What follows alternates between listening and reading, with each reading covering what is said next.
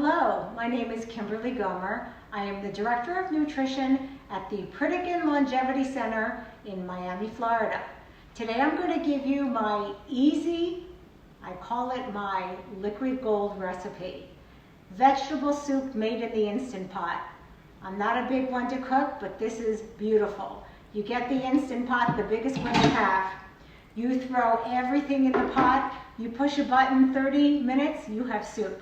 What I love to use is the Very Veggie Juice, a no salt added vegetable juice, and also the no unsalted chicken stock. You can also use vegetable. Then you're going to throw any vegetable you like in this soup. Every one is delicious. Put it in containers and freeze it and eat it. It will give you health, it will help your immune, and it is delicious. Don't forget the all-purpose seasoning from Pritikin Foods because it makes it taste amazing. Enjoy!